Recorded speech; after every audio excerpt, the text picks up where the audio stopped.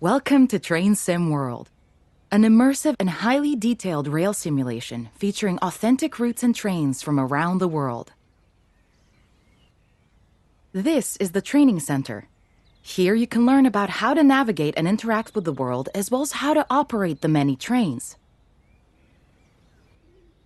Let's start by looking around. Find each of the markers and look at them.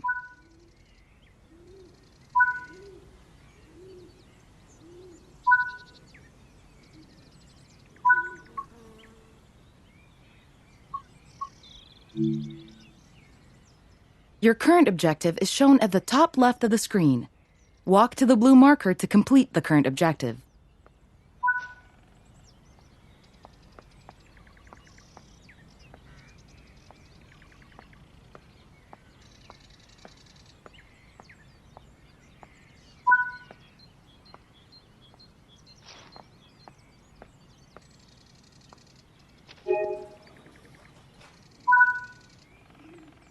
You've been awarded some action points. These are displayed in the top right corner of the screen and count towards your overall experience level for the game. This is one of the many types of route tasks to be discovered. Keep an eye out for many more types and styles of route tasks, which can involve placing, collecting, or fixing a variety of things. Head into the main building, and you'll continue your induction there.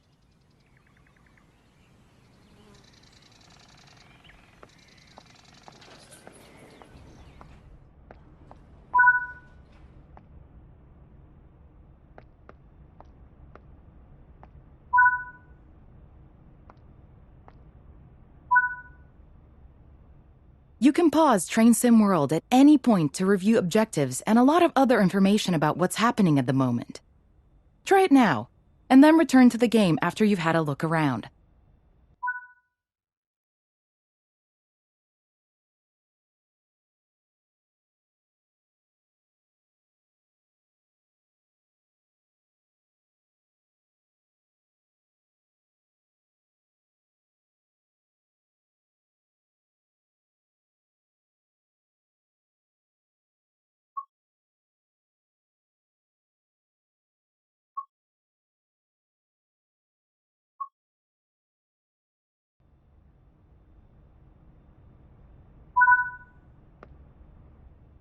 Now that we've covered some of the basics of moving around and interacting with the environment, let's take a walk through the building and find the trains.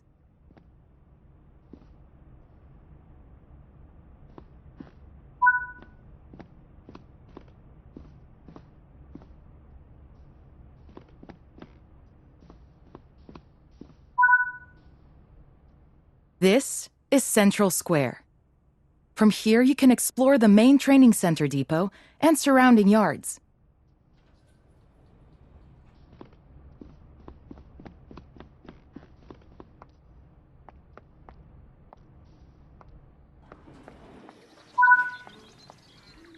Your journey operating trains is just getting started here in the training center. Remember, you can always come back here from the main menu to refresh your knowledge if you're unsure about anything.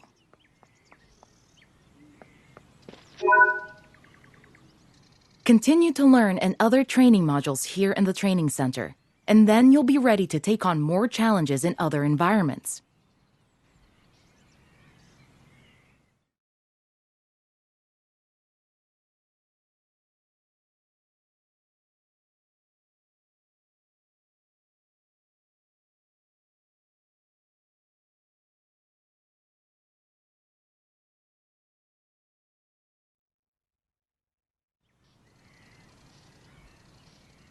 This module will cover the on-screen overlay, known as the heads-up display or HUD, that is shown when you are in control of a train.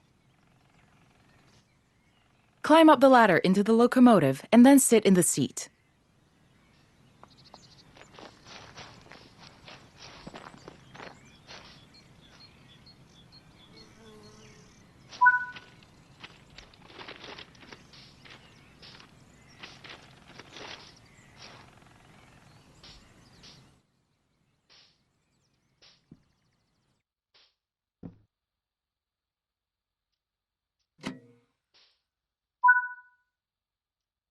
Welcome to the most important seat in the train. While sitting here, you'll be in full control. Before you think about moving the train, though, let's look at the HUD overlay that's appeared on the bottom right. The heads-up display is a guide to what your train is doing. The main part of the HUD is the speed display. A white bar will appear around the outside to show your current speed, and the red mark indicates your maximum permitted speed. This is the direction display. An arrow will indicate forward, reverse, and neutral directions.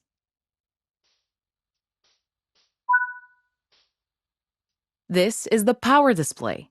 A number will indicate what position the power or throttle control is in.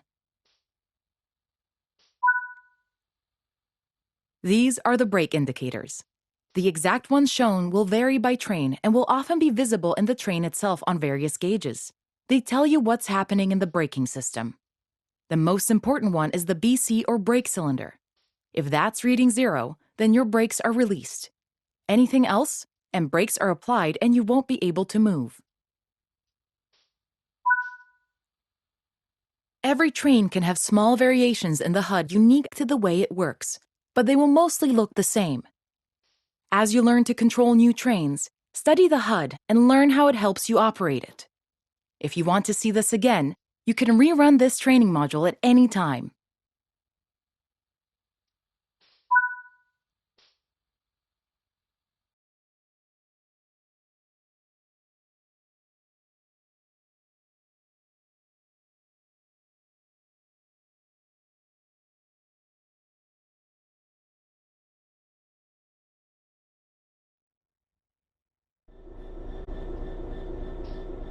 In this training module, you're going to look at making the train move and then bringing it to a stop again. While many trains have different controls and are operated in different ways, there are basically always 3 controls that are common and are required to move the train. The reverser sets the direction between forwards and backwards. The brakes are used to slow or stop the train. The throttle controls how fast the train accelerates. We want to move the train forwards, so move the reverser in that direction.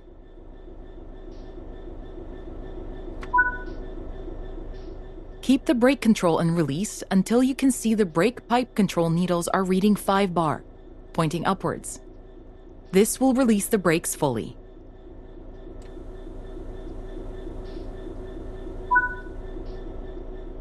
Watch the brake cylinder, or BC gauge, to see it gradually reduce to 0, which tells you that the brakes are now fully released and you can move the train. Apply some throttle, train moving. As you apply power, notice the amp bar rising. This is the amount of power being fed into the traction motors.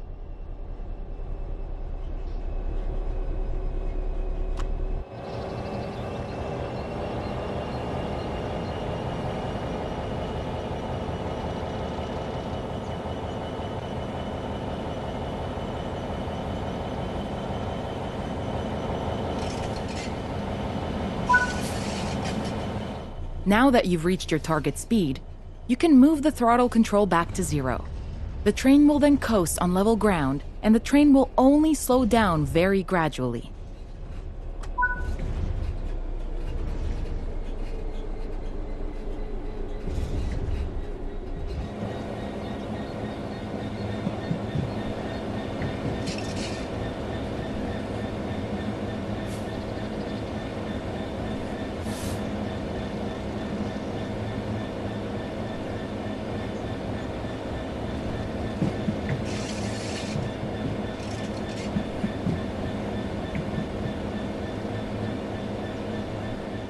While the specifics of operating brakes vary from train to train, the basic process of stopping is fundamentally the same. Bring this train to a complete stop by holding the brake control in the apply state until you see the brake pipe control needle in the center of your cab desk showing about 4 bar. The amount of braking you'll need to apply also varies depending on whether you're going uphill or downhill, and how heavy your train is.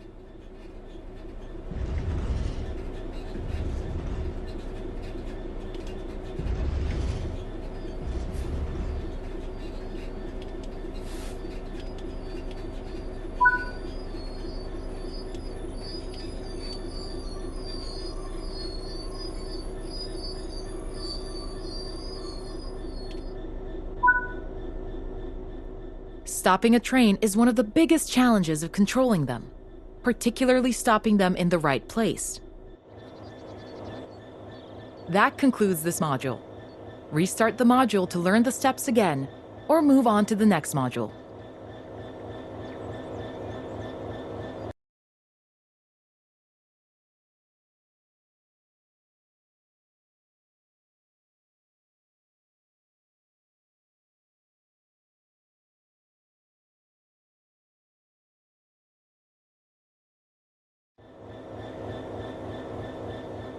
This module will go over the fundamentals of operating junctions to change the path your train will take, and how to navigate using the map. Most rail lines around the world are controlled remotely by a signaling center or dispatcher. From the perspective of the train, the direction taken is automatic. But within yards and depots, many small and frequent movements are required. This makes remote control of the track impractical. In these locations, the direction taken is manually controlled. You can set junctions by either walking up to them and interacting with them, or going to the 2D map and changing them from there. Let's change this junction by hand first. Walk over to it and change it by operating the lever. Notice how the point blades move on the track. Try moving it a few more times until you can see how it works.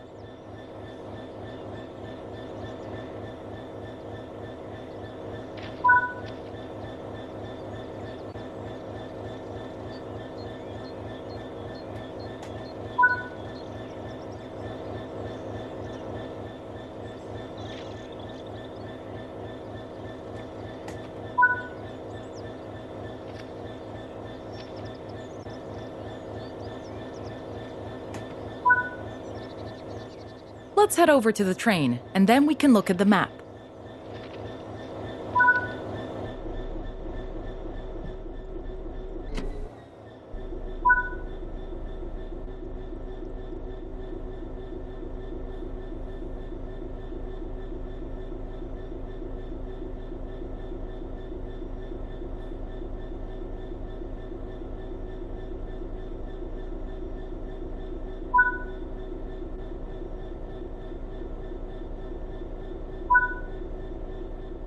Your junctions are set correctly. Let's get the train moving and see it all working. If you can't remember how to make the train start and stop, there is a training module you can rerun to remind yourself. Keep the brake control and release until you can see the brake pipe control needles are reading 5 bar, pointing upwards. This will release the brakes fully.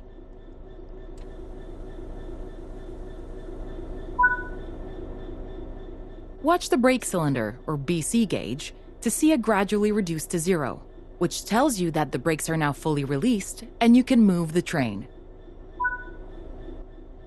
Apply some throttle to get the train moving.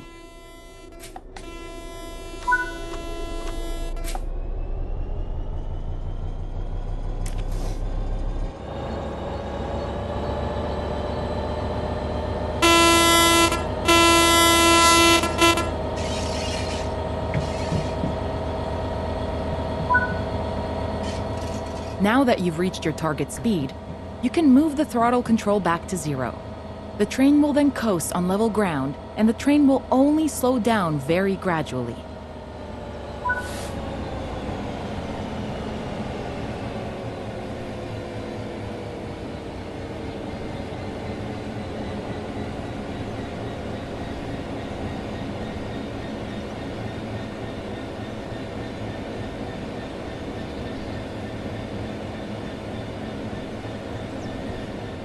Bring this train to a complete stop by holding the brake control in the apply state until you see the brake pipe control needle in the center of your cab desk showing about 4 bar.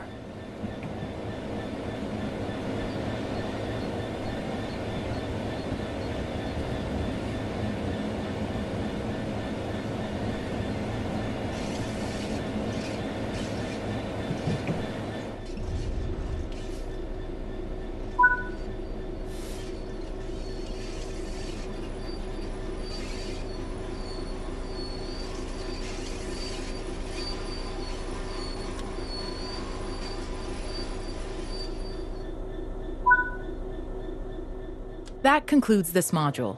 All the junctions in the training center are manual, so you can go anywhere you wish using the map and by changing junctions manually. If you want to practice, go to Explore on Foot in the training center. You'll find trains dotted around, and you can practice driving them and moving them around the yard. Don't forget, you can always rerun this training module later if you can't remember any of what's been covered.